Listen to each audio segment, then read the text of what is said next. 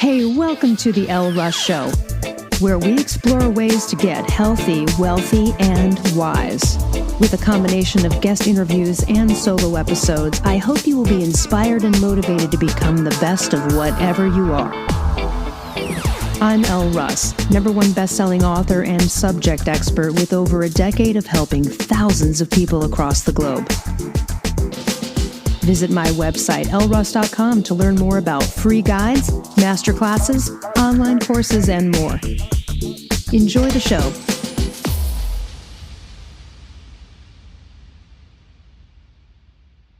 Hey there, everyone. Today we have Michele Scarlet. She is a board-certified functional medicine practitioner, a functional diagnostic nutrition practitioner, certified personal trainer, and a woman's health coach. She's also the founder of COREFIT, which is a holistic women's health program where she helps women uncover what's really going on in their bodies so they can finally feel like themselves again.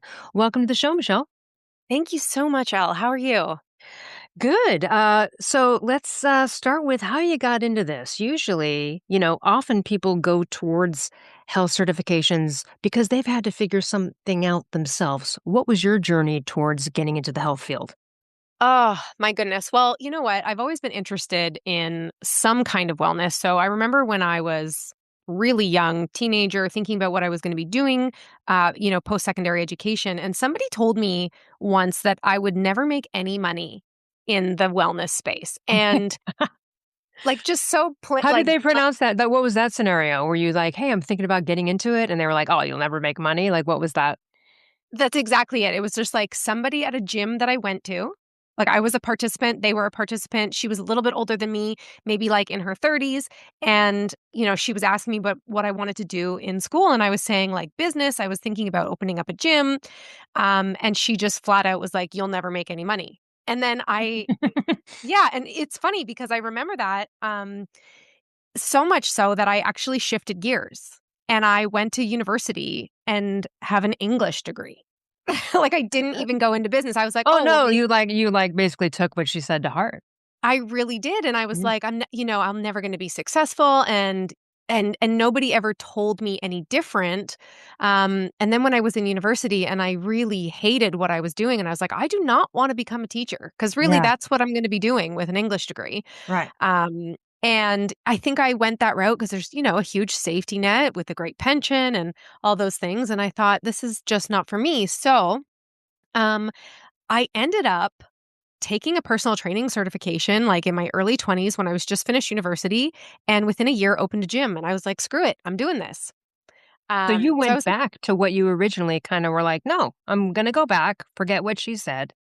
Yeah. My mom said to me when I was contemplating it, she's like, Michele, you have so much time to recoup anything that doesn't work for you right now.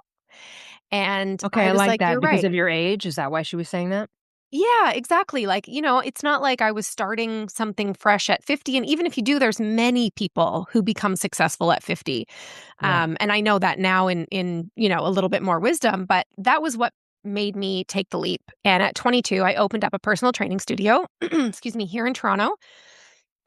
And that's what kind of started it all. Then it was like I was just obsessed. I launched myself right into the health world. But at the time, I thought what was healthy was eating as strictly clean as possible, working out, 7 days a week, sometimes 2 times a day. Mm. And so, yeah, I was like, sometimes I was working out 2 times a day, depending on what my goals were at the time. And I remember thinking, I am going to be the fittest, the strongest. Like, I just needed to, it was like almost like I needed to prove this woman wrong or That's something, right. That's right. Yeah. that I was going to be the ultimate success in the fitness industry, not just monetarily or financially, but like also the way Right. I Watch out, girl. look. My stuff's going to be plastered across billboards. Yeah, 100%. I had a bit of that drive. Well, then fast forward about 12 years and COVID hit. Mm.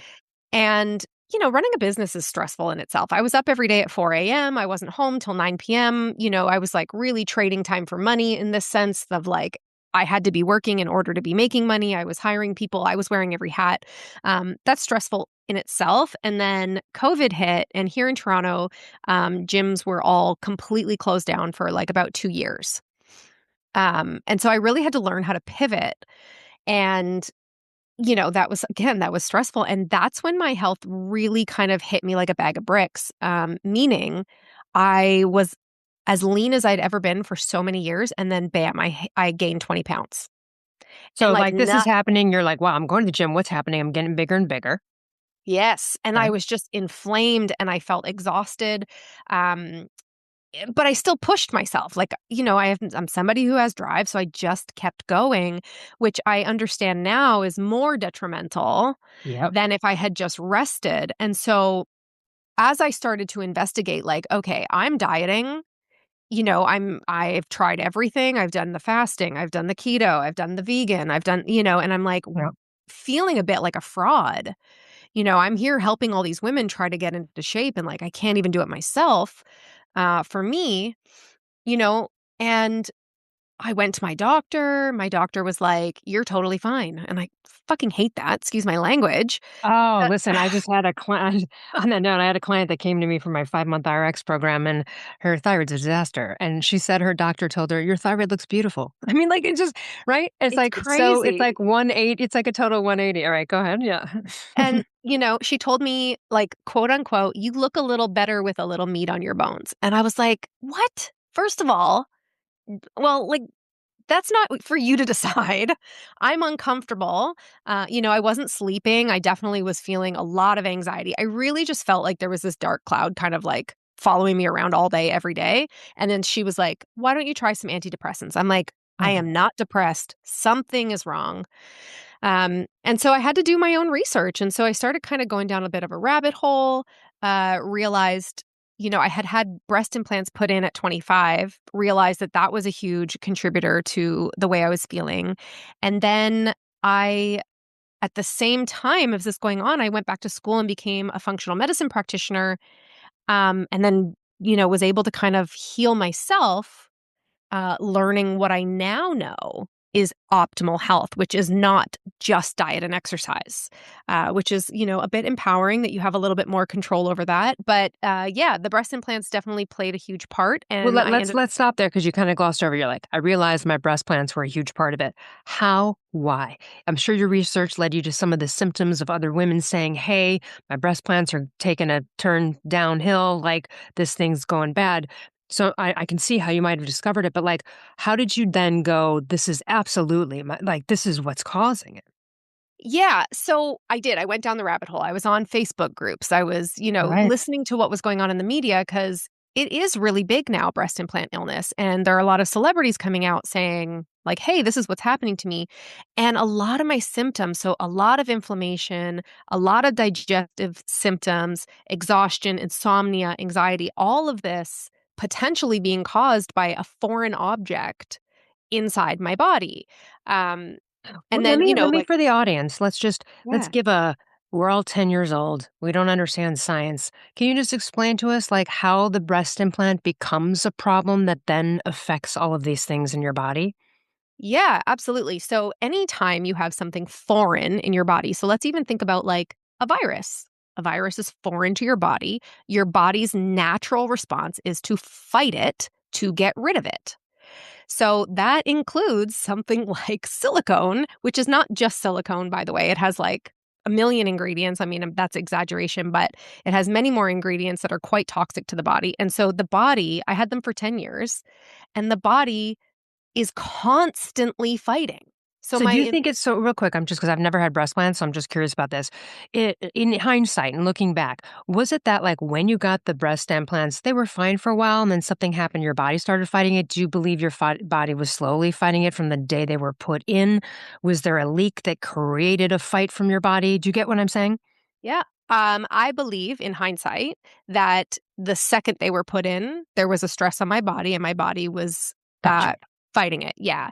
And then obviously your body only has so many reserves and Hmm. you only have so much resilience. So 10 years of my body fighting this Right. foreign object, it's exhausted. And now things like my thyroid starts to deplete, my hormones start to tank, my digestive system starts to tank because my body just has nothing left to give. Yeah, and I want to stop you there because everyone listening, you do need to know that there are many people that I've spoken to, coached over the years, where they got thyroid issues from this exact problem, just the Mhm. downstream domino effect of bad boobs. Okay. Mhm. So it happens, and then they've cleaned that up, and that was their only problem. I've had people write me later and go, you know what? Remove my boobs. Turns out I'm fine now.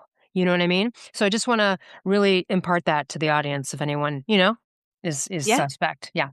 Yeah, and you know what? I always say this because I do then get people who are like, having the same symptoms as me say, "Well, like, I don't have breast implants." Well, But, sure. like, pick your poison, Right, breast right. implants, Botox, alcohol, pesticides in our food, the, pollution in our air, all of these things are cumulative. And so, yes, you may not have breast implants. Your story might not be identical to mine, but that doesn't mean that we aren't accumulating things going on in our body as we age, that our body is constantly fighting, and then the Right, which downstream this is a effect. good right, which kind of brings us to, in general, part of this conversation, which is meant to be about detox to some degree, right? So, but anyway, we'll be kind of getting to those elements. Let's continue with your story. Once you realize, like, okay, I can only imagine if I had fake boobs and I knew that they were the problem, I'd want to get those suckers ripped out as soon as possible. Like, do you know what I mean? Like, I'd be like running to get that surgery. So, like, how did it happen for you? And give us the story. Yeah. So once I was convinced that this was the problem, because I had already been on a healing journey at that point for about a year, and there were just things that weren't coming back online, and I wasn't sure. And then whatever my research. Once I was convinced, I was on the phone with my original surgeon, and his words to me were, "If it's not broke, we don't fix it. So no leak. We're not going in to investigate." And I'm like, "What if I just don't want them?" He's like, "You're going to have to find somebody else." So Wow. I did my Okay. research. Yeah, it was like really horrible Yeah. doctor conversations, but I found a Well, surgeon. all of our listeners have had them. Yep, yep. I found a surgeon here in Toronto, and he specialized in an en bloc, which is the type of explant surgery that you need to have, which ultimately means that you remove the capsule that your body creates around the implant to protect you from it, which again is another part of the immune response. Um, Hmm. you have to remove it intact. And if you don't remove it intact, then that means some of that tissue can still be in your body and you're still going to be fighting it. Ah, damn it. Oh, okay. So yeah, you have to make sure you're special. You go with a surgeon who specializes in this. Right. Even though he didn't believe me, even though he was That's like, right. I He don't. also didn't believe it was your problem, right? Yes, he didn't even believe breast implant illness was a thing. But he also Can saw we 10 fast grand forward to, paycheck. does he realize that now? Did he learn something? I don't think so because you know Okay. what, his Bummer. receptionist during the time of like consults and like figuring it all out, she was like, "So which implants are you getting to replace them?" And I was like, "Well, I'm not." And she's like, She was "Oh, like, "What?" yeah." She's like, "Well, they're expired and yours are recalled." And I was like, "I know." And nobody notified me that they were recalled for whatever reason. I don't care at this point. I just wanted them out. She's like, "Yeah, I have to have mine redone too." And I'm like, I'm not getting mine redone. So I don't think any of his staff believed that BII was something. But within 3 weeks of my surgery to explant, my husband said to me, "Michelle, I have never seen you more vibrant than you Mm, are now." 3 weeks. 3 weeks. Fucking weeks. Okay, I just want to go back really quick to the woman receptionist situation on the recall. Uh, like, do you have any justice recourse on this? For the, like, was there a big class action lawsuit against the breast manufacturer? Like, what's the deal there? I actually do not know. Okay. As far as I know, like there are hundreds of thousands of women. I'm sure there are class action lawsuits, but Yeah, there have to be. Yeah, at the end of the day, these surgeons have insurance. of It would be course. very costly for, you No, I know, don't mean so. I don't mean that the surgeons get sued. Just the company, the manufacturer, right? Like somebody usually like faulty product, right? I'm just curious. I'm wondering like what the results of those will be. I'll have to look it up at some point later because, yeah, if they were recalled, right, then someone would have, they knew there was a problem. right? Yeah. Yeah. I'm not even sure what the recall was. Like I said, I ended up not investigating that because I Yeah. already knew I was having them out. Um, but I do have a girlfriend who ended up with the exact type of cancer that is directly linked, which is a lymphoma actually, directly linked to the breast implant illness and these implants. So I have a feeling that it probably has something to do with that. Okay, so I just want to take a moment and be like, wow, are you lucky that you dodged a bullet? Big time. Big time. Yes. Oh, I'm sorry, I just got goosebumps. That's just so, I'm so sorry for your friend. All right, She's so, okay now. She oh, explanted she's and fantastic. it's gone. Okay, Yes. okay, so she got rid of fantastic. That's a happy ending. That Um, is. all right, so you get the breasts removed, and then like a couple weeks, your husband's like, "Oh wow, I noticed a difference in you," and I'm assuming you're noticing the difference in your life. I mean, that's a pretty quick turnaround. A very quick turnaround. I mean, at the end of the day, if you and I know that stressors, whether they be emotional or financial or mental or hidden inside of your body, it is massively taxing on your system. And when you remove those stressors, how much better you feel, and your body can really innately start to heal again. And it doesn't take long when you are doing the right things. And so my process after explanting was a pretty deep detox, a heavy metal detox, because breast implants are full of heavy metals. Mm. Wait, why is that? Why are they full of heavy metals? Give me. It's a great question. I don't actually know. It's just the material that they are made of. It is Mm. not just medical grade silicone, as you know, is just like, I guess, an easy way to describe them. The Okay. whole I can come up with that information for you at the end of this, because I want to make sure that I am correct on it. But yeah, there's a ton of heavy metals in them. I want to say there's like 25 different heavy metals in silicone breast implants, in the ingredients, I guess. So I had to do a big heavy metal detox, and I just really supported my liver. And I, was somebody who always ate clean, but I like cleaned it up even more so that there was not a single thing that was stopping my body from being able to heal. Wow. I'm so happy. I mean, like, I'm so sorry that it took that long, right? But thankfully, you caught everything before your body completely went sideways, like your friend, and gratefully she's recovered. But no one needed that diagnosis, right? 100%. Oh my 100%. gosh. Okay. So then after that, and of course, you're like, doing some cleanup. How are you now about life and exercise and dietary strategies, right? Is it a whole different perspective now? So it's interesting. So, yes, it is a whole different perspective now. Now to me, optimal health is, of course, diet is part of it. Rest is a big part of it. Of course, exercise. I love movement. That's never going to change. And I can be a little bit more specific on that. In my 20s, it was, how much can I push? How exhausted can I make myself? How strong can I be? How lean can I get? Um, I am approaching 40 now, and my Spring chicken. exercise Just kidding. a spring chicken. Um, my exercise now is about longevity. My exercise now is about functionality. My Mhm. exercise now is about what makes me feel my best every single day. Obviously, there's a little bit of me that likes to be lean. I like to have my six pack. That is the way that I like to look. And so therefore I do the things that get me there, but I will Mhm. never go to the extreme of, working out 7 days a week, 2 hours at a time or 2 a days I've like done that that. before too. I used to be there. I know. Mhm. Yeah, and so now it's It's so like, stressful too, that in and of itself. It's like, and if you look back on just, paleo, hunter we're human design, we were not designed to do that because no. those gym things are usually like high cardio, right? Yes. When people are going twice a day and stuff.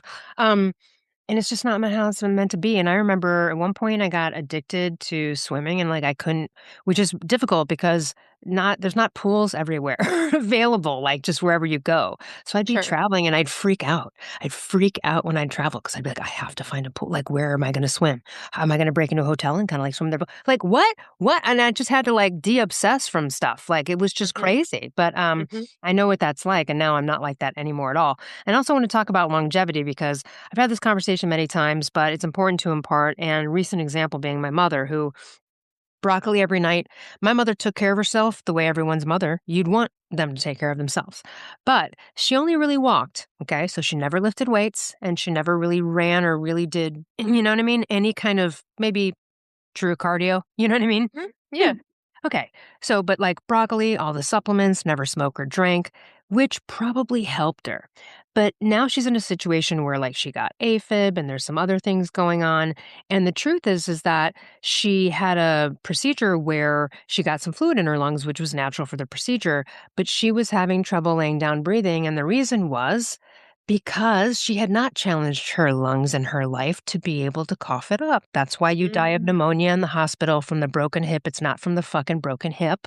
The broken hip is not the death sentence. The death sentence is you go to the hospital, you never challenge your lungs, you get pneumonia, you can't fucking spit it up, right? Yeah. So it's crazy because, you know, I'm 52, and so, man, you could get away with murder in terms of minimal effort on weightlifting for results at a certain age, but it falls to absolute shit at around 49, 50. Like, I'm just here to tell everyone, gonna happen, especially if you're white. If you're black, you will not crack. You won't have crepey skin. You'll look great.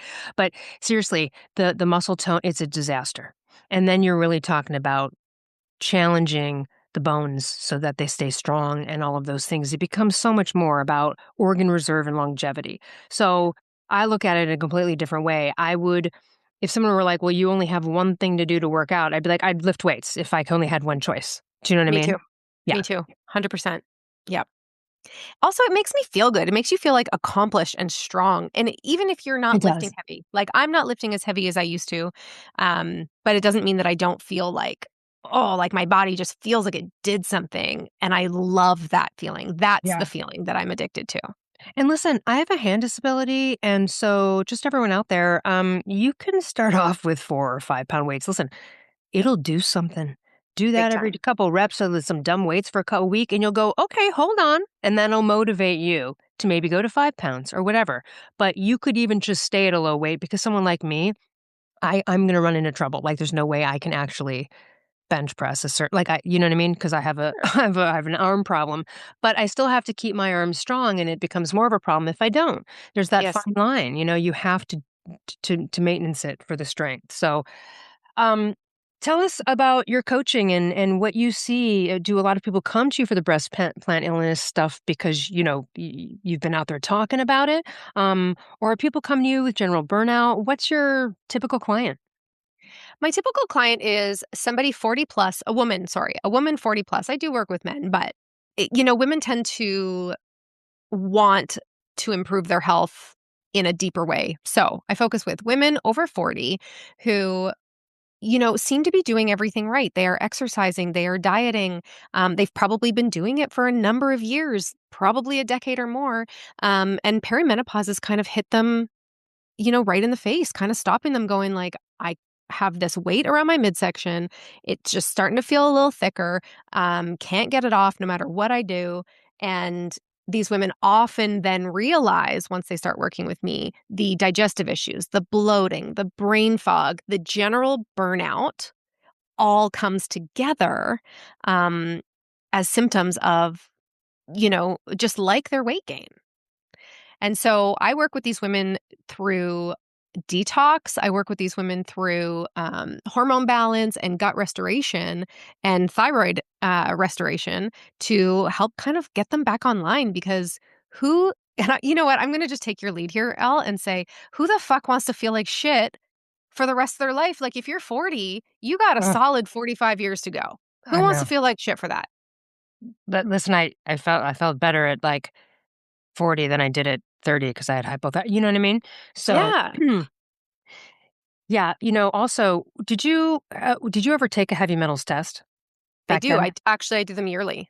Yeah, but back then, when you knew it was a problem, did you see the results? When remember we were talking about the breast implants, and you're like heavy metals. Did you take a heavy metal test back then?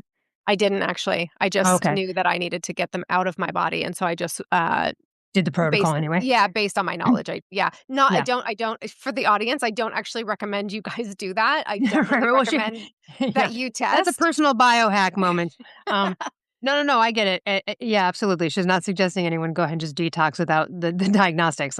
You trusted yourself. And listen, I was in your situation with no help from anyone and I biohacked my shit. So guess what? Sometimes you're right. You know what I mean? Sometimes you're Yeah, right. yeah.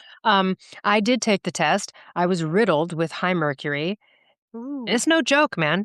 That Yeah. is, it severely affects mitochondrial function, reverse T3, everything. So it's kind of a first order of business if one can do that. And those tests Absolutely. are not that expensive to do, you know? Absolutely. It's actually one of the foundational tests that I work with. Every single one of my clients gets one.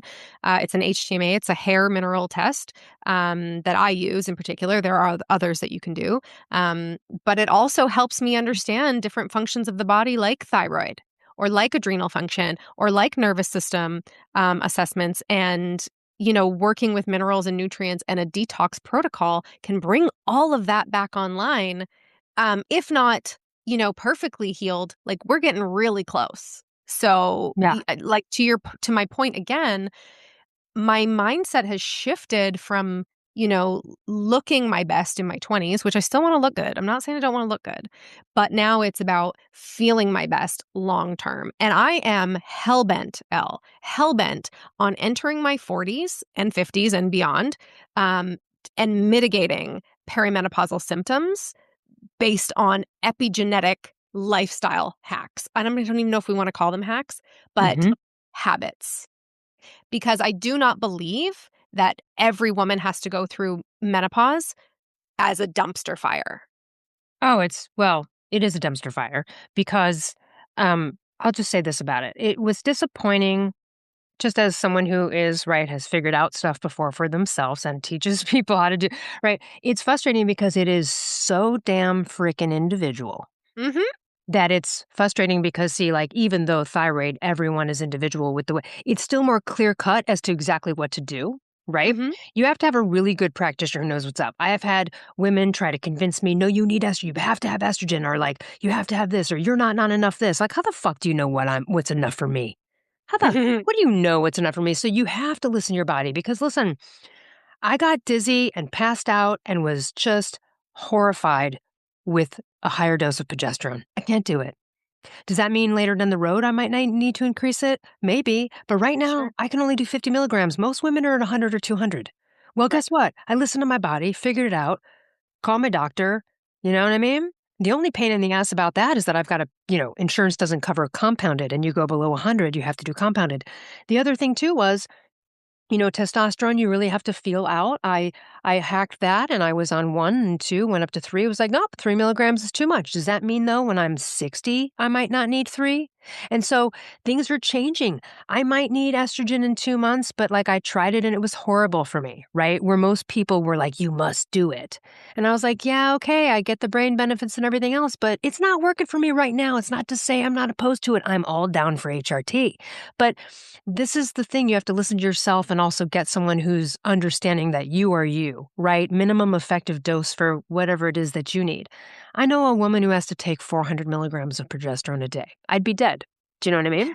Yeah. So, so I that's what actually you have to really play with that and be personalized. And you can't go with, oh, this number's not enough because a chart says so. Get what I'm saying? And so that's my message to everyone in menopause. Like, it doesn't have to be hell. You just need really good practitioners and guidance to understand. And also, you kind of have try some stuff out yourself. Your doctor's not there with you every minute. So if you have a coach like you or someone, you usually have more fluid communication where you're like, okay, this week is this or this day is this. And you see your doctor how often. You can't call them and check in every week, you know? Yeah. Yeah. I love that. It is like women have come so far away from their ability to trust themselves, trust their own instincts, trust what they feel, and really tune into their body. But I love what you said. No, not everybody needs, XYZ dose of estrogen if it's making you feel like shit. No, dial it back. I feel like with any general recommendation, whether it be just a simple supplement like magnesium, maybe somebody needs 400 milligrams of magnesium a day to make them feel better. But if you feel like shit with 400 milligrams, just understand that you don't need to take 400 milligrams. Like take what makes you feel good. Like Yeah, whatever. we had this joke the other day. Sorry, this came up because, the supplement NAC. And I was like, okay, I'm going to add that in. But then I realized shortly after that it's kind of sulfur based. And I personally, even in my genetic code, I have an issue processing foods high in sulfur. Okay. Mm-hmm. So they'll get me really gassy and bloated and things like that. Right. Okay. So I tried this supplement and I'm like, oh my God. Right. Like, no, absolutely not. I mean, I'm bloated. And then I talked to a friend. He goes, yeah, I was taking NAC, but I kept getting migraines. But I know it's really good for you. I'm like, yeah, but if it's doing that thing, then it is absolutely canceling out. Like, my reaction to the NAC means don't take fucking NAC, Elle. Your body doesn't like it. Doesn't matter any benefits 100%. of it. Find other pathways, find other 100%. things. So, I see people like, well, it's supposed to be good for you. It's like, yeah, but you know what? How you doing? Like, eggs are great, but you know what? It kinda does the same thing for me, but, like, I can handle them when they're cooked into something, right? But if I eat eggs by themselves, you just have to, like, try these things out. I'm a big fan of doing some elimination on foods. Um, I do like, in general, the Whole30 model of what they say for 30 days, like, "Hey, stick with these and then reintroduce eggs or reintroduce something and see what happens." It's a good place to start if you're listening and you're like, "I don't even know." Um Mhm. but yeah, I don't know what are some other things. I want to say this about heavy metals. So, heavy metals really screwed me in a lot of ways. I had high galectin 3, which is a terrible heart marker. I had high homocysteine at the time. Um, it is just of utmost importance that everybody detox from that, and you can do it lightly. And I'm not suggesting this. You all have to talk to your doctor, obviously. But the product that I used is called Pecticlear by Econugenics, and it's a combination of modified citrus pectin and sodium alginate, and it's the most natural way to do it versus the strong chelation pills. However, those are needed sometimes if someone's got higher lead levels or they need IV chelation therapy. But the doctor on my book, Dr. Forsman, has said this, so I just want to impart it, and I want to hear your opinion on this. He says that most unskilled practitioners would send everyone to chelation, but that's too strong, too potent, very expensive. He said only when someone's seriously messed up with lead is that the first go-to. He's like, and you don't even need to go to the DMSA strong chelation pills that can strip your body of minerals. You can go to something like a Pecticlear and do that over 5 months. I did that plus sauna, completely worked. I did tests on both ends. Um, it is, and I felt the difference, and I don't know how you would qualify it. Here's what I can say about the difference between being riddled with mercury and not. It wasn't like one day I woke up and I was like, I'm clear. But I noticed something, and I think it was a level of internal mental anxiety or something going on in there. There was something that felt calmer and chill, and I don't know. In my brain, it did than being high mercury. And I can't totally I just know there was a certain point, it was like maybe I got to month 3 or 4 and I thought, "I think this shit is gone." Do you know what I mean, Michelle? What was your Mhm. did you have any I know I said a lot there. Touch on all of it. Okay, so I definitely agree that any kind of detox, it doesn't matter if it's the chelation or if it's the one that you took. I'm not actually familiar with yours, and I'm looking at some of the details of it right now as we speak. Or if it's I like Cellcore. I don't know if you know Cellcore's No? product list. Okay, so I like Cellcore, but anytime anybody does any kind of detox, and I just want to differentiate like a celery juice cleanse kind of detox versus an intentional heavy metal detox or mold detox or, a PFAS toxin detox, like, something that I would work on with somebody. It's always so important to go low and slow. So to the person who Yes. said to you, it's too much to do the chelation one right off the bat, absolutely it could be. A detox is not meant to be like a week-long process and hope that it gets everything. There are a sequence to actually healing it, and you have to open up drainage pathways. Oftentimes, heavy metals, if heavy metals are affecting, so we're talking about heavy metals, so we'll just use that as the example. Yeah. If heavy metals are affecting your thyroid, for instance, and you have, slow thyroid, or hypothyroidism or symptoms of it, constipation is usually one of those things, one of those Number symptoms. absolutely number 1. Yeah.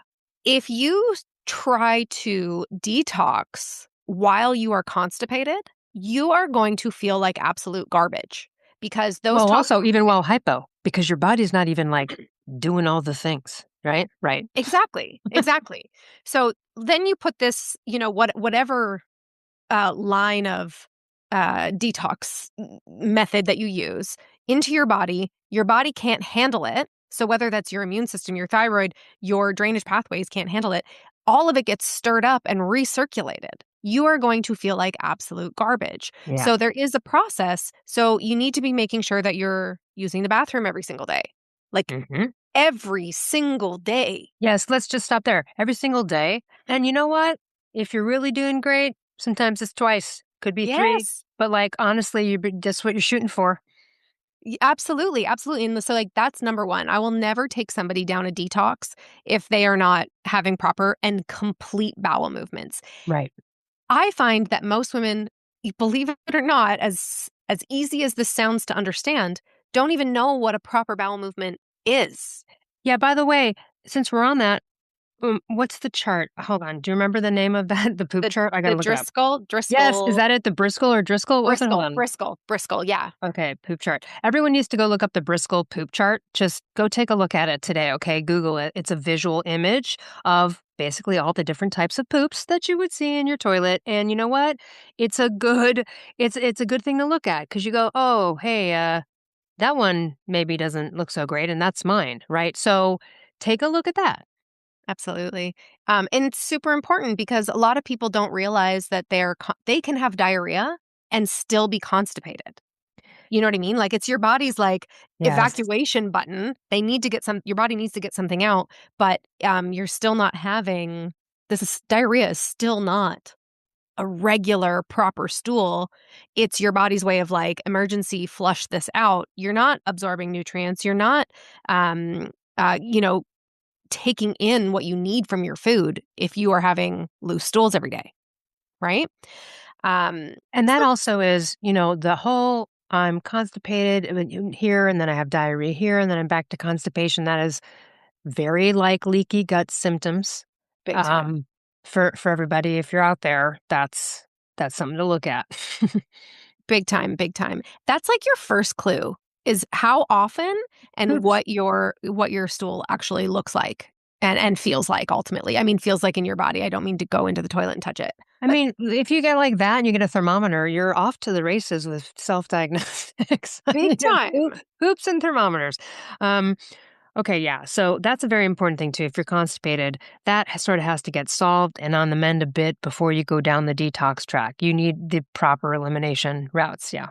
Big time. And then, you can build on it from there. Like, where is your bile flow? And so women in perimenopause often have really sluggish bile from their liver and gallbladder. And again, downstream, probably the reason why you and I connected, downstream, when your liver isn't functioning as well as it should, your thyroid will be a disaster, right? Absolutely. Well, there's a lot of women and a lot of people over time who have kind of cleaned up a stagnant liver, and that has improved thyroid. In fact, for reverse T3 problems, one of the natural sort of protocols suggested is to go to some milk thistle and some other things to kind Mhm. of get that going. But on that note too, uh, and even if you don't drink, which I don't, you can still. I had elevated liver enzymes during both thyroid issues. Mhm. And they're completely fine and right after they cleared up. So there you I go. had And I had high cholesterol. oh yeah. Oh well, real quick, everybody, if you just go to my website and look at any of the thyroid pages, there's a there's a woman up there named Midori, and there's an audio from her. She is actually slim and didn't have the weight gain part of hypothyroidism, okay? But her cholesterol was 600. Wow. 600, and all the doctors were like, "Oh my god," they took the heart test, they did all the stuff. She's like, "I'm telling you, it's thyroid. I'm telling you." She, like, read all my books, podcasts, like, did all the things.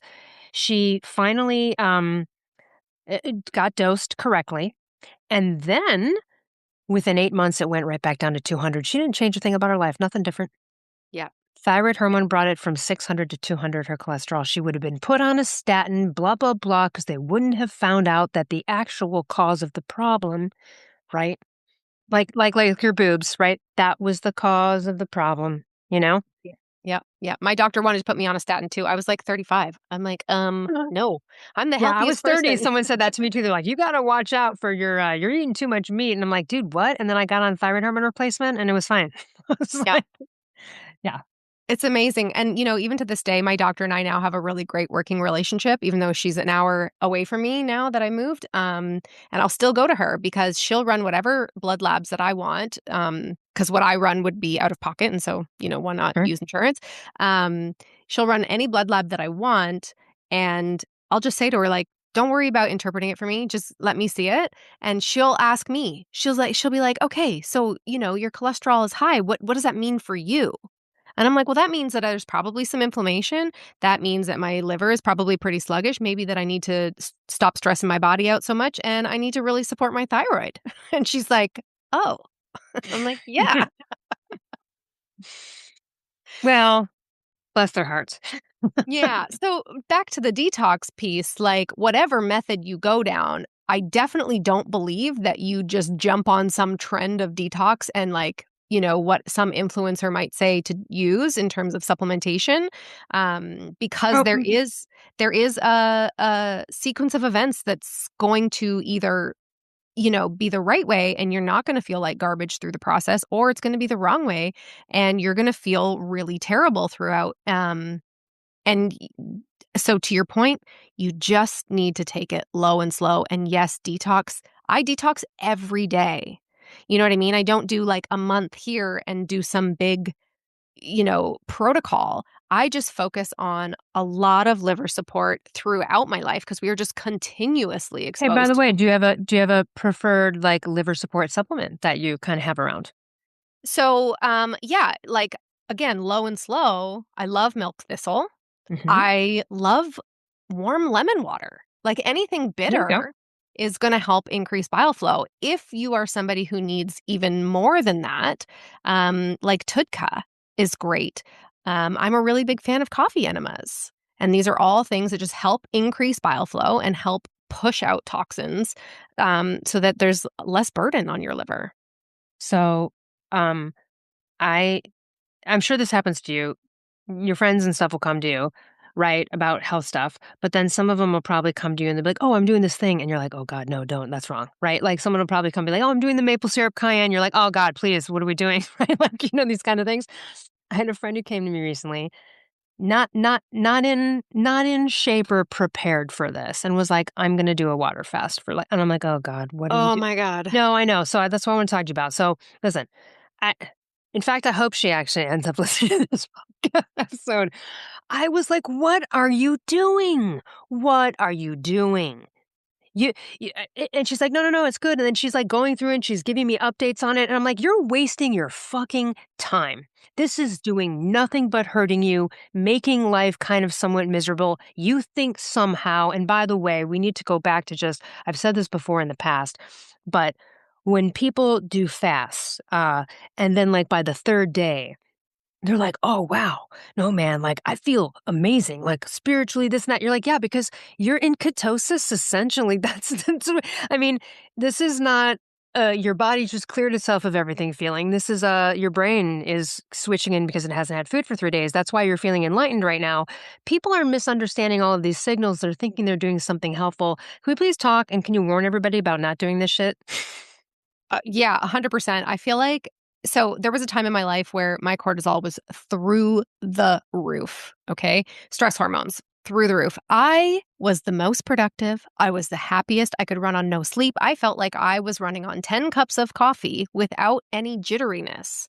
And as a type A driven human being, that was like the greatest feeling in the world. And I Yeah, never, like cocaine. ever Yes, I never ever would have thought that there would be a massive crash at the end of that because it's not sustainable and it's ultimately not healthy. Mhm. But there was a massive crash. And when you fast, that's a stress on your body. That's what's happening. You know what I mean? Your body is responding in a way that's like, hey, we're in survival. Something is up. I'm not getting what I need. I need to like push all this energy as much as I possibly can. The adrenaline, the cortisol, like you said, the ketones in your body. I need to push all of this into this person so that they can get away from this threat. And that's what your body is thinking is happening. But then, humans are a bit stupid and we're like, hey, I feel great. I'm going to push it even further.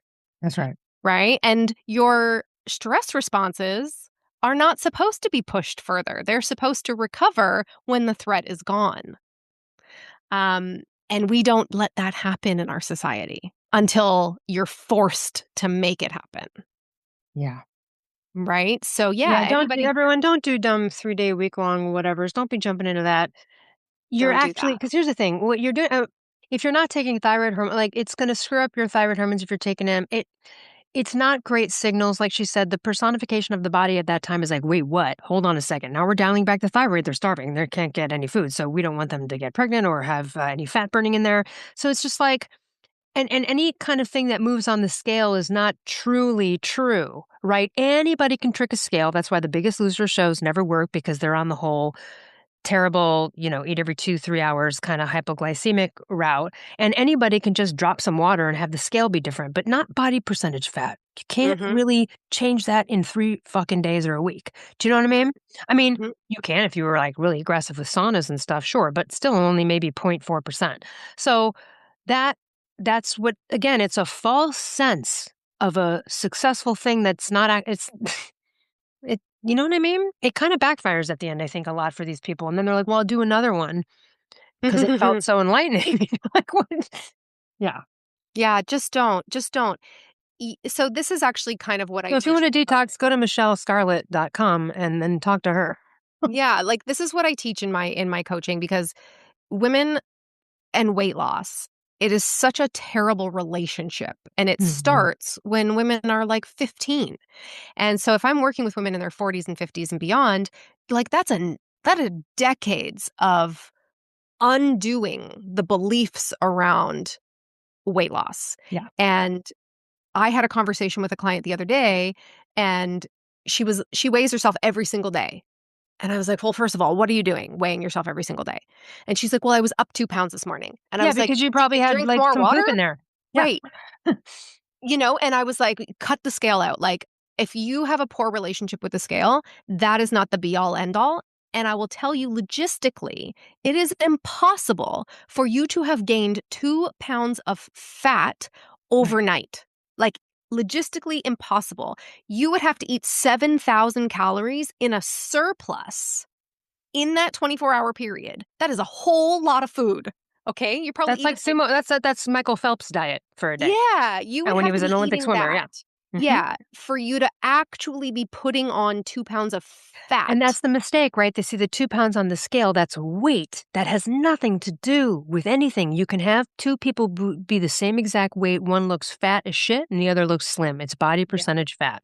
Absolutely. So yeah, that's a dumb one. People are like, well, I lost 10 pounds this week. Did you? You didn't. You lost water weight and some inflammation because, so I really don't get tricked into that. It's not pleasant. You're going to have more long-term success.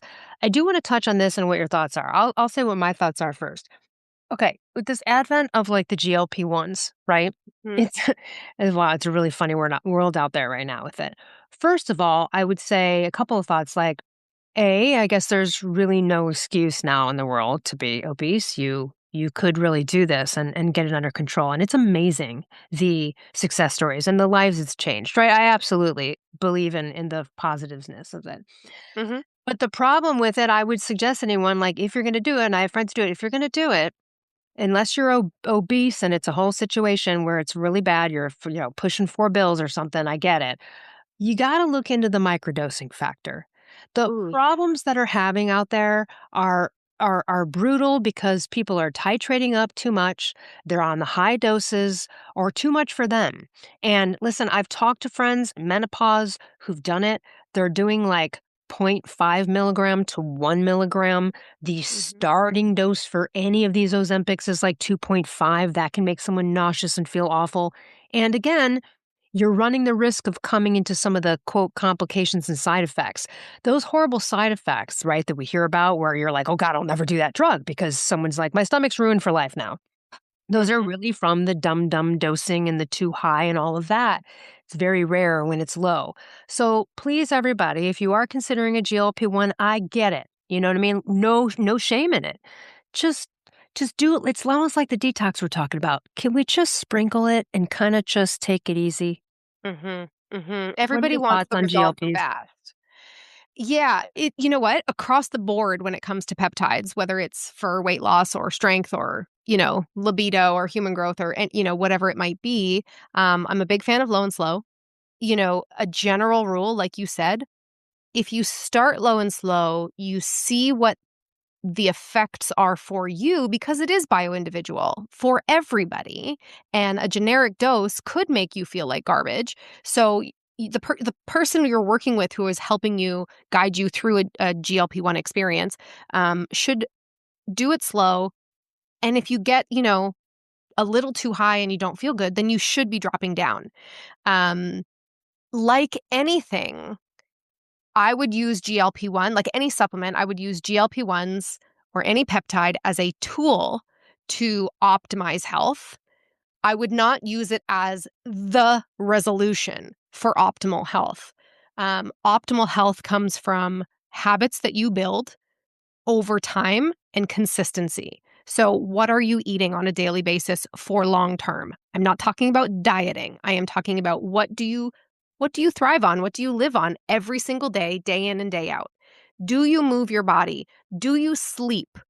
If you can nail down the foundations, then the GLP-1 titrating them up at a microdose, if you were somebody looking to optimize your health, those lifestyle anchors are just going to amplify the effects of a GLP-1 or any peptide. Yes.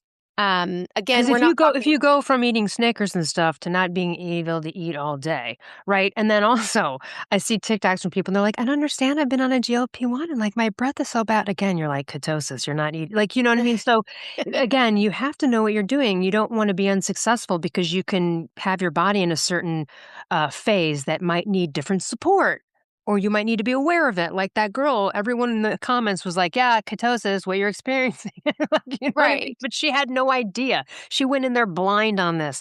Please don't go in there blind, everybody, right? Yeah, work with somebody who knows what they are doing and that you have the ability to communicate with on a regular basis. Again, maybe not your doctor. I'm not saying Mhm. don't go to a doctor.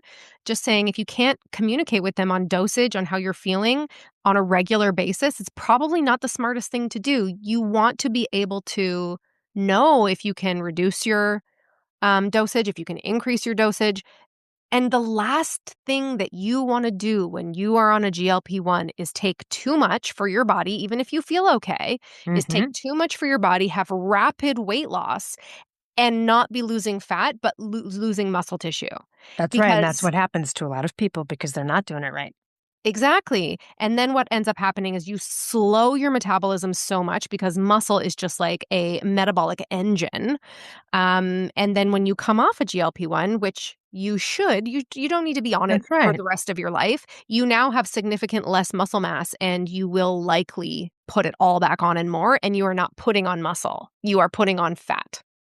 That's right. That's So right. I love a GLP-1. I love the idea of a peptide in general. I think that we do not use it as the resolution unless it is like a life or death situation, like you said. But if you are just somebody who's like, I want to lose that last 10 pounds, then use it as a tool um, in conjunction with the foundations of health. Right. Well said. Michelle, tell everyone how they can get a hold of you, hear more about what you have to say on health topics and everything else we need to know about maybe working with you. If someone's like, ooh, I need to maybe detox, let's call Michelle. Yeah. So I hang out every day on Instagram. My handle is at Michele Scarlet _. And I did notice you said you put that in the show notes because my name is Yep. spelt with one L and one T.